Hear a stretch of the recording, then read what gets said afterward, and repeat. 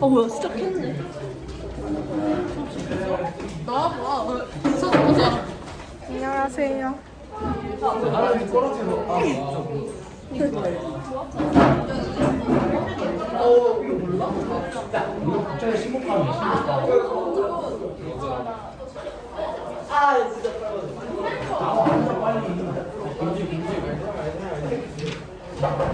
한국사 바꿔서 준비해 주시고요.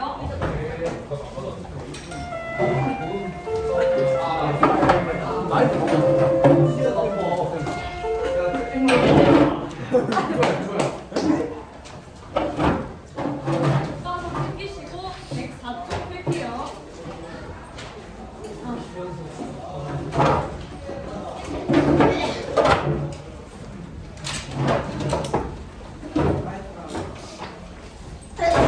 여러분들 저 처음 보시죠?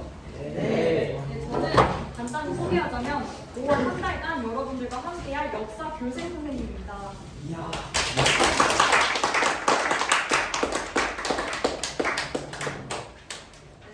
오늘 선생님 첫 수업인데 여러분 빨리 끝내고 우리 좀 빨리 끝낸 다음에 우리 재밌는 이따가 Q&A 시간을 가져볼게요. 그러면 여러분들이 집중을 많이 해줘야 되겠죠? 네. 한국사 교과서 준비하시고 4쪽.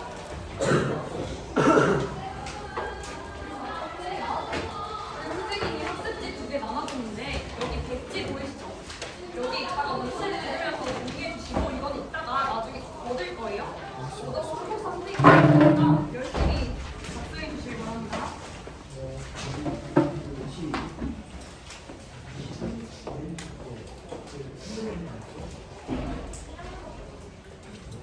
학습지 총 2장 있어야 돼요. 네, 그럼 바로 수업 시작할게요. 오늘 주제는 벌써 5번째 주제인 개화 정책에 대한 반발이 거세지다라는 주제로 함께할 텐데 이 개화라는 하나의 과정이 조선의 많은 사람들이 동의를 했지만 또 이에 대해 거세게 반발하는 모습도 보였습니다. 이렇게 한 개화에 반대하는 모습을 우리는 위정척사라고 하는데요. 위정척사 혹시 들어보셨을까요? 중학교 때? 처음 들어보시나요? 네. 네, 이렇게 개화에 반대하는 운동을 우리는 위정척사라고 하는데 왜 이 시기에 위정척사 운동이 거세졌는지 한번 수업을 통해 보도록 하겠습니다. 자, 여러분 밥 먹고 졸리시죠? 선생님이 노래를 하나 듣고 가려고 하는데요.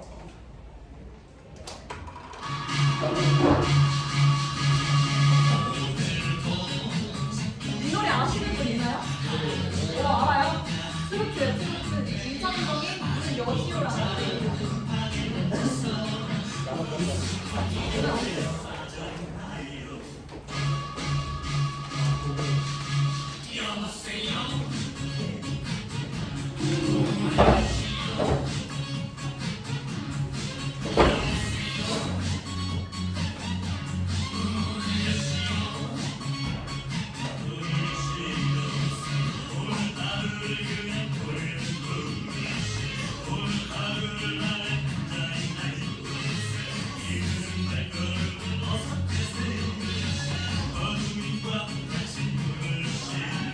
네, 여기까지 보겠습니다. 만약 이 노래가 조선시대에 나왔다고 하면 이 문을 여시오 라고 노래를 부를 사람은 임창정이 아니라 누구였을까요?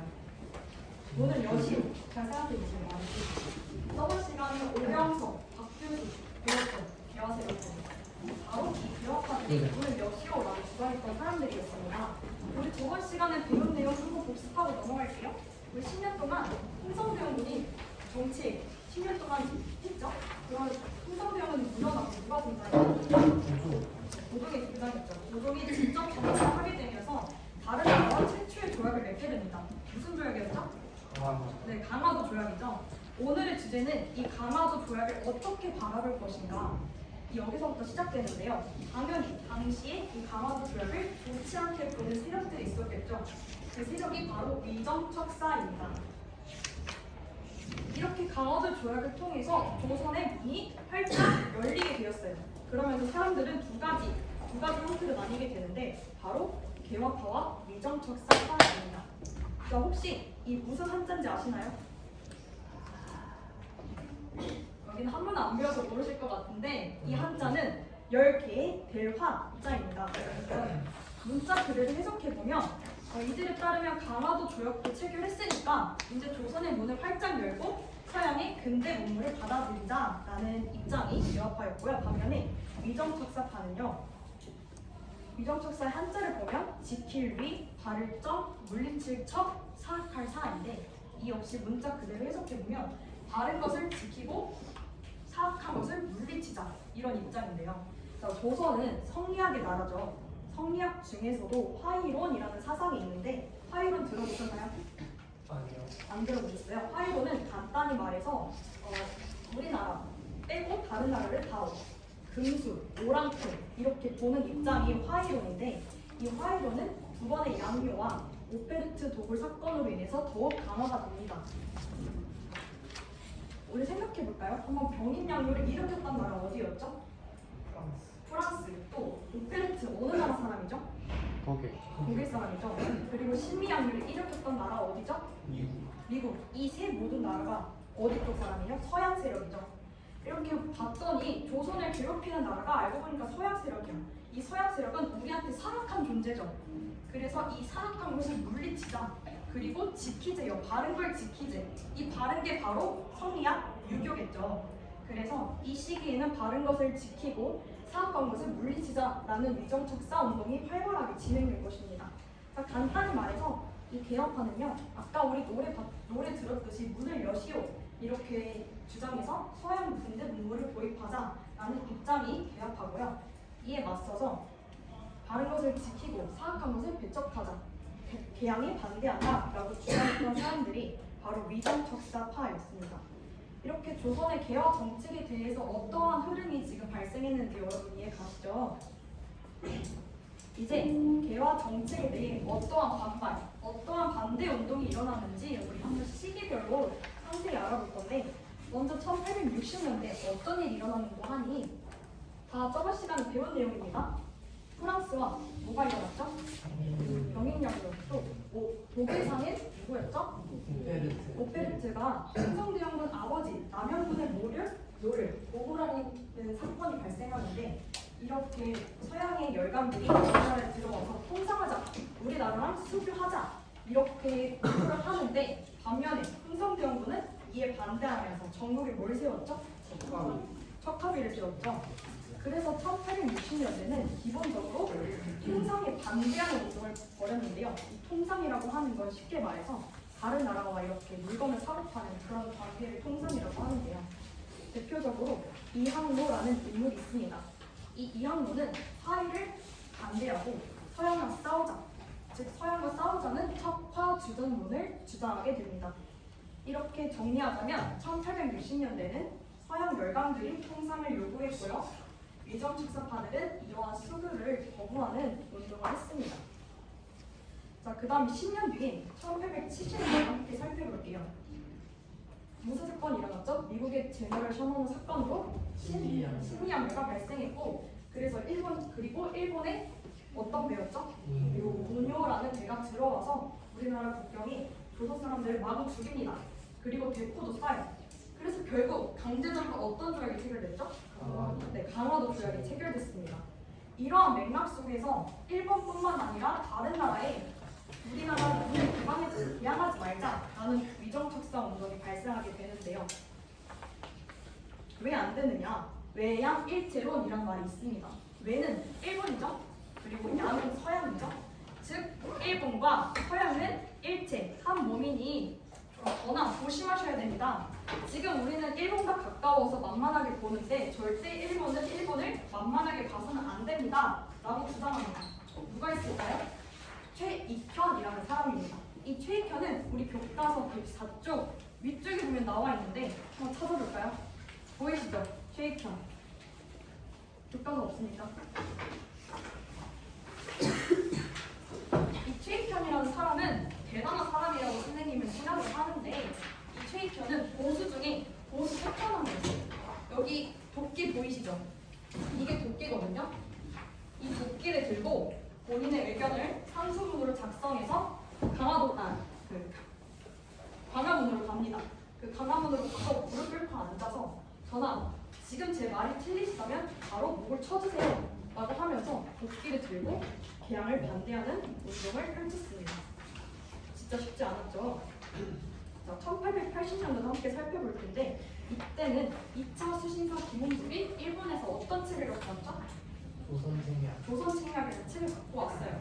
이 조선책략의 책의 내용을 봤더니 미국과 친하게 지내야 된대. 그래서 우리는 어디와 조약을 체결하게 되었죠? 미국, 그쵸? 미국과 조약을 체결하게 되었는데 기본적으로 조선은 일본과도 가깝고 중국과도 가깝기 때문에 자주 수교를 했었는데 저 멀리 있는 미국과는 그렇게 않았습니다. 그래서 난데없이 미국과 손을 잡으라고 하니까 조선 유생들은 그 양반들은 전하 미치셨으니까 라는 반응이 나올 수밖에 없었죠. 어쨌든 이러한 조선 침략이라는 책 때문에 이만손을 중심으로 조선시대 영남 지방에서 만인소 사건이 나타나게 됩니다. 이 만인소란 만 명의 선비들이 하나로 뜻을 모아서 왕께 상수를 올린다라는 그런 뜻인데요. 당시 이 만 명이라는 숫자는 결코 적은 숫자가 아니었어요. 당시 만 명은 정권을 바꿀 수 있을 정도로 대규모의 집단이었는데요. 이렇게 만 명이 상수를 들고 개화 반대에 열심히 뜻을 합칩니다. 그러나 안타깝게도 정부는 이를 들어주지 않았어요. 이러한 위정척사 운동은 그 10년 뒤인 1890년도에 이르면 또 다른 흐름으로 나타나게 됩니다. 이전에는 미국과 수교하지 마십시오. 서양과 일본은 한국인이 전하 조심하셔야 됩니다. 이렇게 주장을 하는 것이 아니라 직접 칼을 들고 나서게 됩니다. 이렇게 칼을 들고 나서게 되는 운동이 바로 항일 의병 운동이고 대표적으로 을미의병, 을사의병 이런 게 있는데 이런 건 다음 시간에 우리 같이 살펴보도록 할게요. 자, 지금까지 우리 세 시기를 구분해서 봤는데 먼저 1860년대에는 서양의 열강들이 들어와서 우리나라에 통상을 요구합니다. 통상 아까 말했듯이 나라와 나라 사이의 관계, 그런 물건을 사복할 수 있는 관계를 뜻하는 건데 통상을 요구합니다. 그럼 당연히 이 위정척사파들은 통상에 반대하는 운동을 펼쳤겠죠? 그리고 1870년대에는 어떤 일이 일어났는가 하니 오니오 사건으로 강화도 조약이 체결되면서 조선의 문은 활짝 열리게 됩니다. 이렇게 활짝 열리게 되는 것을 개항이라고 하는데 당연히 그러면 위정척사파들은 이 개항에 반대하는 운동을 했겠죠. 그 다음에 1880년 이때 가장 위정척사 운동이 활발하게 일어났는데 1880년대에는 아까 조선 침략이라는 책이 조선에 들어오게 되면서 더 적극적으로 개화 정책을 추진하는데요. 정부가 당연히 이 위정척사파들은 이 개화에 반대하는 운동을 했겠죠. 이렇게 시대별로 어떤 개화 정책이 일어나에 따라서 어떻게 위정척사 운동이 일어나는지 우리 시대별로 한번 살펴봤습니다. 이렇게 우리가 지금까지 달려왔는데 좀 쉬어가는 타임으로 여러분들의 정치 성향을 한번 테스트해 보겠습니다. 만약 내가 그 시대 사람이었다면 나는 개화에 적극 찬성했을 것이다. 혹은 나는 위정척사 운동을 했을 것이다. 자, 한번 손 들어볼까요? 나는 개화에 적극 찬성했을 것 같다. 대부분이 개화에 적극 찬성한다라고 손을 들어주셨는데 또 나는 위정척사 운동에 가담했을 것이다. 역시 이번에도 아무도 없군요. 손을 안 든 사람은 중립이라고 선생님이 생각을 할게요. 아까 손을 들었던 개화파 중에서 왜 개화 정책에 찬성했는지 말해줄 친구가 선생님 이름을 몰라서 김현준 학생? 네. 왜 개화 정책을 했을 것 같아요? 나라가 발전하는데 응. 개화를 해야 더 빨리 발전하고 그 서양 열강들과 견줄 수 있지 않았을까. 맞는 말이죠. 또 한 명만 더 얘기 들어보고 싶은데 한두 명만 또 얘기해줄 친구 있나요? 간단하게? 안 하면 치켜야지. 철민 학생. 선생님이랑 눈 마주쳐서 불러봤어요. 오늘 좋겠어요. 네? 너무 재미없어.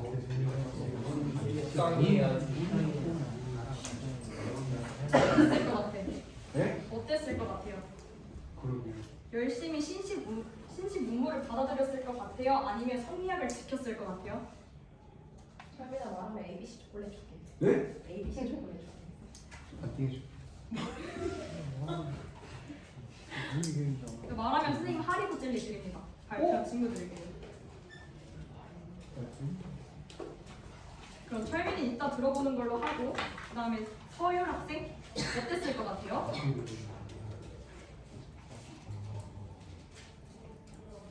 편하게 정답이 없는 겁니다 이거는. 다른 나라에서 받아들여야 받아들이려고 지켜야 문화를 우리나라 걸 지키면 지키고 다른 문화 받아들일 거면 받아들이자.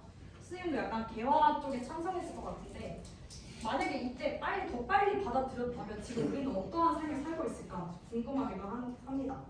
이렇게 개화와 위정척사 이 둘의 갈등은 필연적으로 부딪힐 수밖에 없었는데요. 그게 바로 이모분란으로 터지게 됩니다. 1882년 이모분란이 일어났는데 이 이모분란이 일어난 원인에 대해서 우리 한번 살펴보도록 할게요. 당시 조선의 권력은 왕비 친척이 모두 쥐고 있었습니다. 그래서 이를 민씨 정권이라고도 합니다. 이 중에서 핵심 인물이 있는데 바로 이 민겸호라는 사람입니다. 성을 보면 알 수 있듯이 이 사람은 어디 쪽 사람이었을까요? 그치, 민씨 세력이었겠죠. 그리고 민겸호는 왕비의 친척이었고요.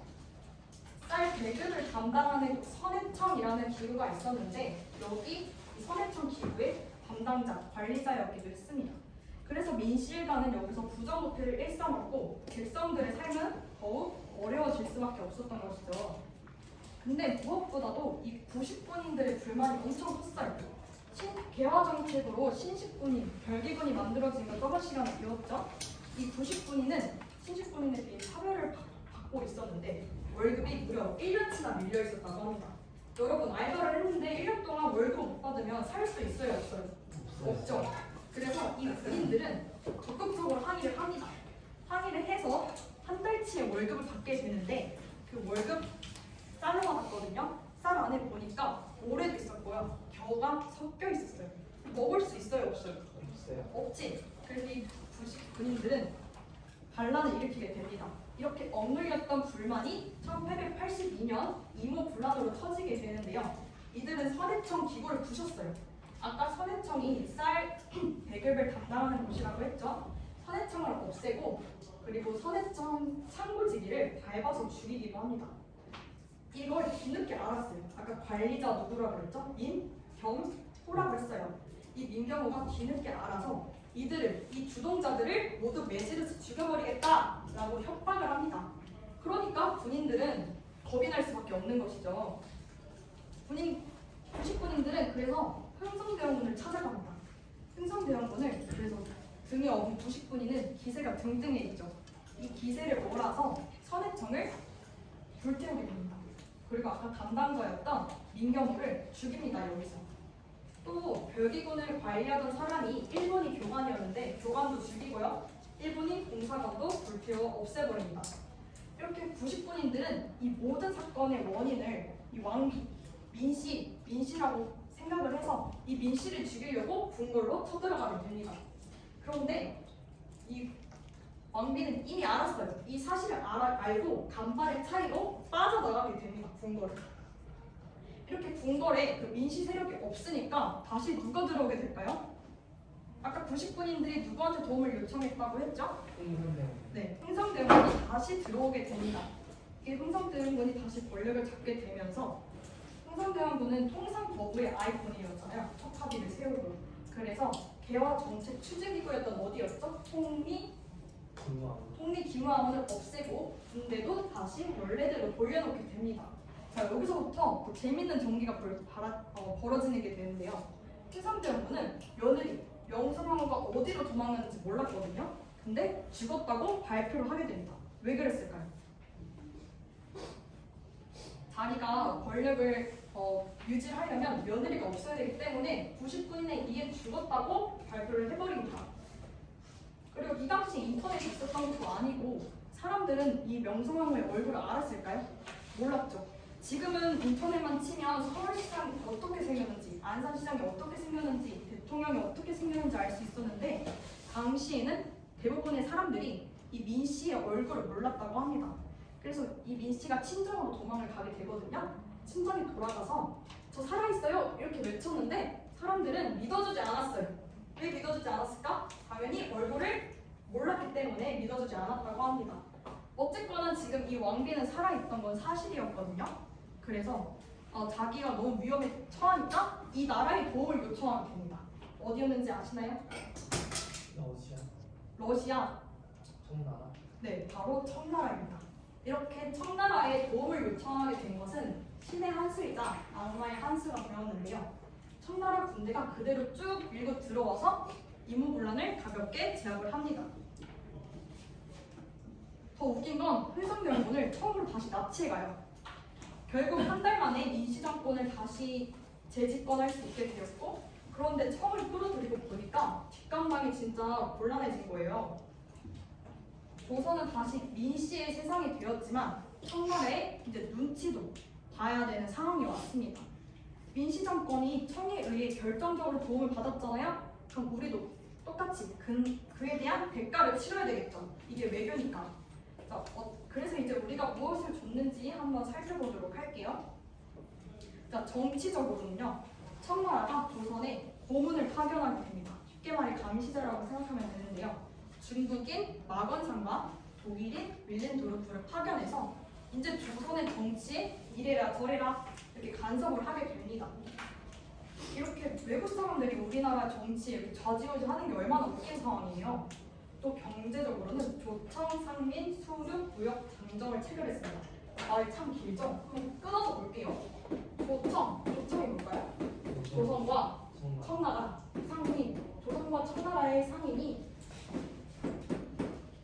수륙 다 한자인데 물과 육지에서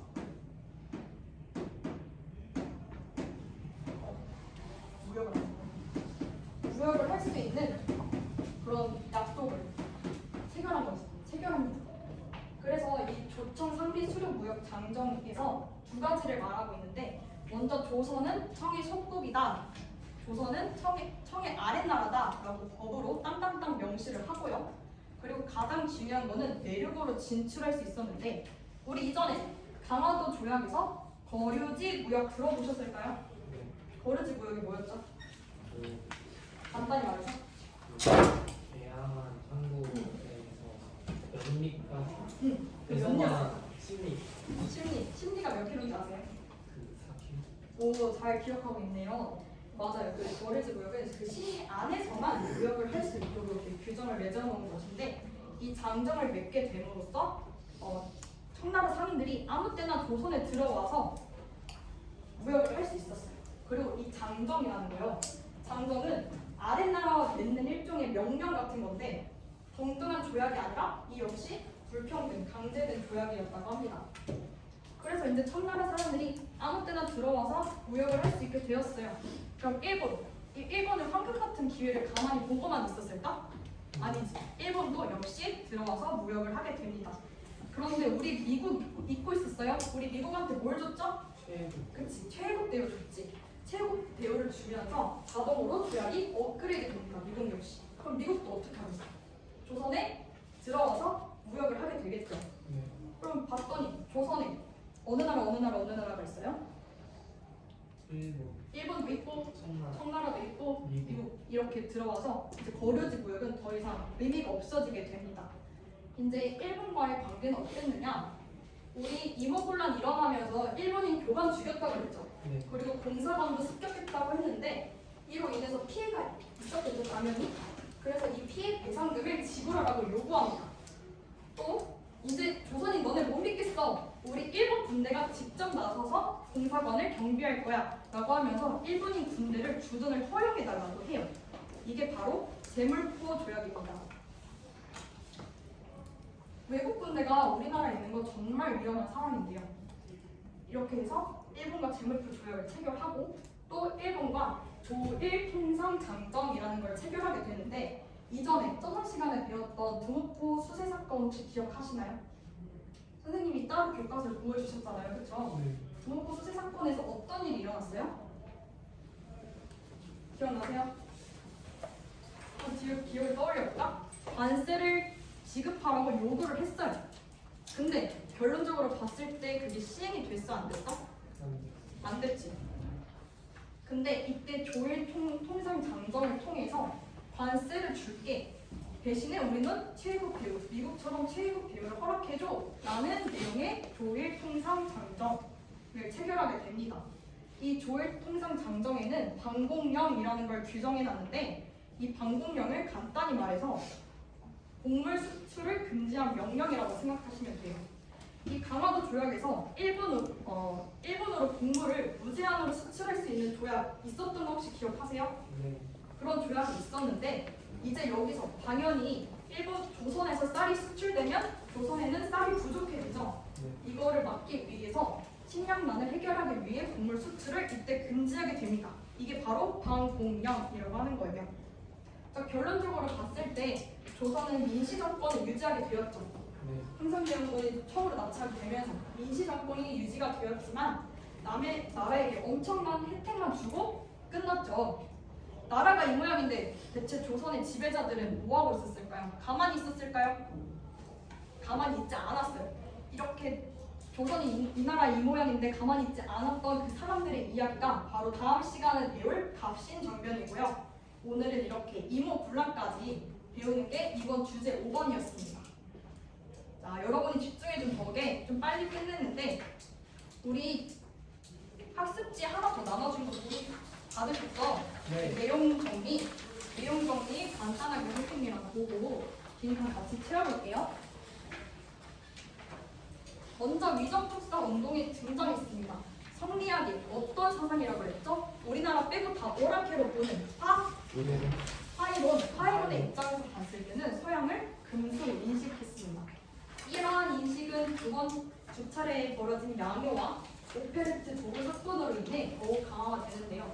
이 위정척사, 우리 아까 한자로 알아봤죠. 위정, 다른 것을 지키고 척사, 사악한 서양을 물리치자라고 하는 이 운동이 이 시기에 발생하게 된 것입니다. 네, 집중하세요. 그다음 이 위정척사 운동은 1880년대 가장 활발하게 일어났는데 우리 김홍집이 어떤 책 갖고 왔다고 했죠? 조선칭. 그렇지, 조선 책략. 이 조선 책략이 유투가 되면서 조선과 미국은 수교를 하게 됩니다. 그래서 영남의 지역 유생들이 만인소라는 사건을 일으켜서 전국 유생들이 상소를 올리게 됩니다. 하지만 정부가 이를 받아주지는 않았어요. 강력하게 대응했어요. 그래서 이렇게 하면 안 되겠다라고 생각하는 이런 위정척사파들은 이후에 10년 뒤인 1890년부터 직접 칼을 들고 나서는 뭐라 그랬죠? 의병 운동으로 연결되었다. 여기까지가 위정척사였고요. 그다음 이모곤란 우리 한번 살펴볼게요. 아까 쌀 배급을 담당하던 기부 뭐라고 그랬죠? 선해청. 그렇죠. 선해청의 담당자가 어떤 세력이었어요? 민시 세력이었어요. 그러면 이 민시 세력이 부정부패가 심해지고 또 가장 트리거가 된 사건이 바로 별기군과의 차별 대우로 인해서 빵 터지게 됩니다. 이모군란 1822년에 일어났고요. 이모군란은 어떻게 일어났느냐 봤을 때 이렇게 다시 일어났어요. 봉기가 일어났어요. 그래서 일본이 교감 죽여버리고 또 그 장교도 살해하고 공사관을 습격했어요. 이모군란은 이 모든 사태의 원인을 민씨라고 생각하고 궁궐로 갑니다. 궁궐로 가서 민씨를 죽이려고 했지만 민씨는 이미 도망간 상태였어요. 이러한 상태에서 누가 등장합니까? 그렇지, 흥선대원군이 등장하게 되죠. 흥선대원군은 아까 말했듯이 통상수교 거부의 아이콘이에요. 그래서 개화정책 추진기구인 통리기무안군도 없애고 군대도 다시 원래대로 돌려놓게 됩니다. 민씨가 위협을 받자 이 나라에게 도움을 요청하게 되는데요. 어디였죠? 청나라. 그래서 청나라에 3,000명의 군대를 끌고 와서 이모군란을 가볍게 진압하게 됩니다. 봉기를 진압하고 웃긴 건 누굴 납치했죠? 흥선대원군을 납치해갔어요. 이렇게 되면서 민씨 세력이 재집권하게 되고 이모군란은 이렇게 끝이 나게 됩니다. 자, 가장 중요한 거는 이모군란 후 우리나라에 생긴 변화는 무엇이냐 한번 볼 텐데요. 당연히 청의 눈치를 볼 수밖에 없었겠죠. 청나라의 도움을 받았으니까. 그래서 마건상과 멜렌도르프라는 고문을 파견해서 조선의 정치에 직접 간섭을 하게 됩니다. 그리고 어떤 조약이라고 했죠? 조청상민 수교. 그렇죠. 조청상민 수류무역 장정을 체결해서 청상인이 내륙으로 진출할 수 있는 기회를 확대했어요. 또 여기서 여기 장정에는 또 조선은 청의 속국이다, 청의 아랫나라다라고 적으로 명시해 두고요. 또 일본과는 어떤 조약을 체결했죠?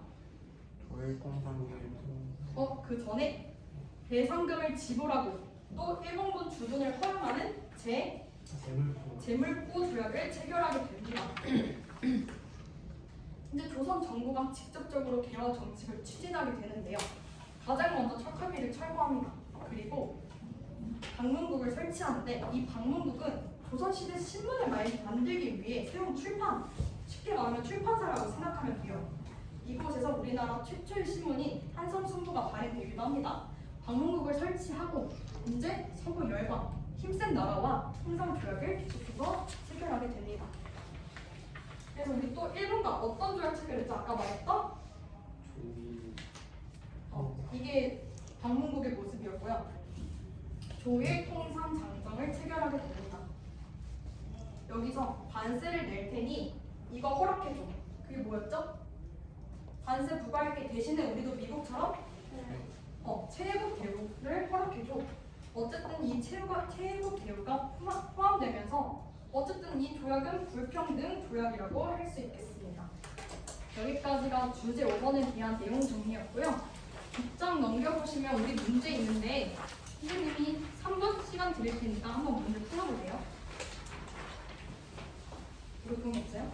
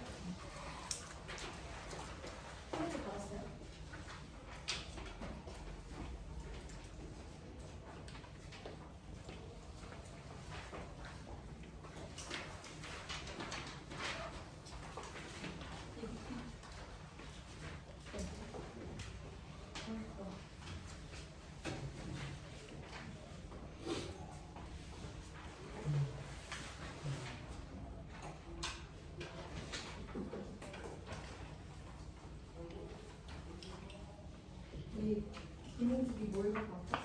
어떤 수가 갖고 왔죠? 총체를 갖고 왔죠? 조선 침략에 대한 내용이 뭐였어?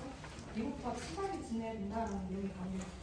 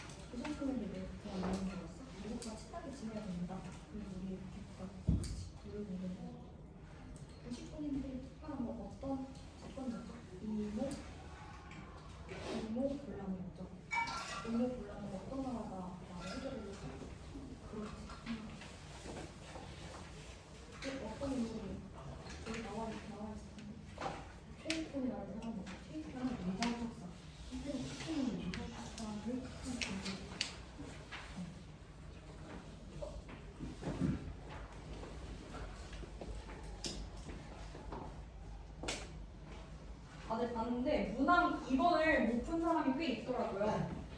문항 2번에 대한 설명을 좀 해주자면 아까 위정척사 운동이 이렇게 진행됐는데 1890년부터 어떻게 직접 칼을 들고 나서는 무슨 운동이었죠? 항일, 불병 운동으로 이어진다고 했죠? 그러면 2번도 풀 수 있을 겁니다.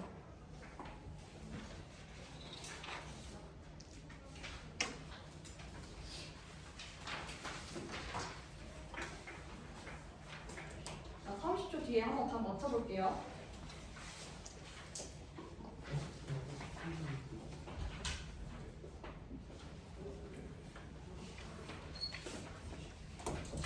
한번 더 생각해볼까요? 위정척사 아까 칼을 직접 들고 나서는 의병 운동으로 이어진다고 했죠.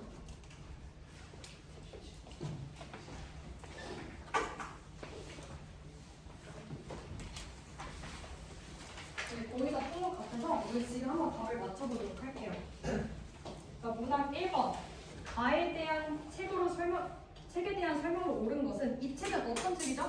조선 책량. 그치, 조선 책량. 조선 책량으로 인해 어떤 사건이 발생했어요? 미국과 그치, 미국과 조미수 통상 조약을 1882년에 맺게 되죠. 그래서 답은 몇 번? 5번이다. 우리 오덕 선장만 볼게요. 식민사관에 의해 편찬되었다. 아직 배우진 않았지만 조선사 편수회에 조선사라는 책이고요. 양반의 무능과 허례를 비판하였다. 이 어떤 책일까? 어떤 책일까? 선생님. 양반전.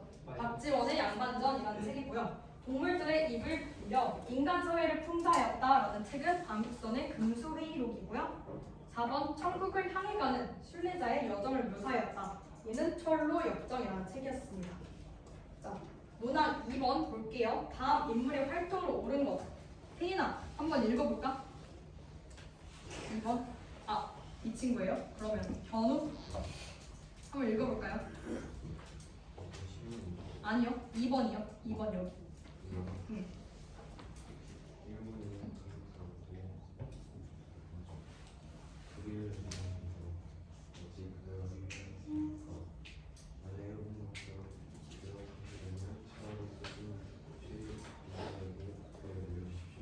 그래서 이 인물은 누굴까? 나와 있네. 최익현이죠. 일단 최익현이죠. 최익현은 1870년대 대표적인 미적 학사파입니다. 이 최익현은 아까 외양 일체론 기억하시죠? 네. 서양과 일본을 일치하니 조심하셔야 됩니다 라고 주장한 사람이 바로 최익현이고요. 이 인물의 활동으로 옳은 것은 몇 번? 3번. 그렇지, 3번. 이 나중에 의병 운동을 일으키게 됩니다. 자, 오답 선장을 볼게요.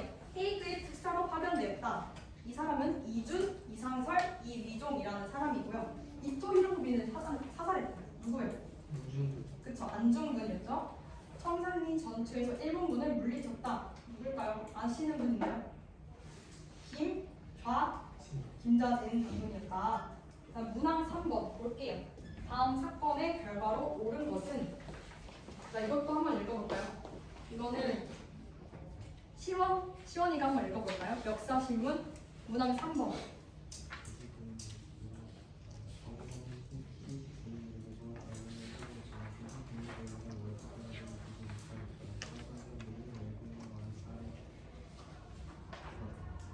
겨와? 이 사건 어떤 사건이에요? 그치, 이모군란이지. 이 사건의 결과로 옳은 것은 몇 번? 3번. 이모군란은 청나라가 진압했기 때문에 우리는 처음에 눈치를 볼 수밖에 없는 상황이 왔다. 그래서 청나라의 간섭이 심해졌다가 답이고요. 집강부가 설치된 건 나중에 배울 동학 농민운동의 결과고요. 고종이 러시아 공사관으로 처소를 옮긴 거는 당연히 을미사변 이때 일어난 것입니다. 이것도 나중에 배울 거예요. 자, 마지막 문제네요. 이것만 하고 오늘 수업은 여기까지 할게요. 가에 들어갈 내용으로 옳은 것은 이 역시 이모군란에 대한 문제네요. 가 전을 봤더니 공기가 일어났네. 공기가 막 일어나서 일본인 교관도 죽이고 공사관을 습격했어. 그런데 가 뒤에 봤더니 청군의 개입으로 군란이 이미 진압됐네. 그럼 가에 들어갈 수 있는 사건은 몇 번밖에 없어요? 4번. 그치, 흥정대원군의 제10건밖에 없죠. 1번 금국 기무처의 설치는 가 후고요. 강화도 조약과 도빙선은 가 전이고 마지막 급진계약과의 정권 장악 이거는 갑신정변인데 가 이후에 나타나는 상황입니다. 이렇게 해서 오늘 주제 5번 대화정책에 대한 반발이 거세지다. 저는 수업은 여기까지 할 거고요. 아까 선생님이 수업 앞에서 약속했던 좀 시간을 가질 텐데 수다 떠는 시간을 가질 건데 그래도 선생님이 처음이니까 선생님 자기소개를 해야 되겠죠. 네.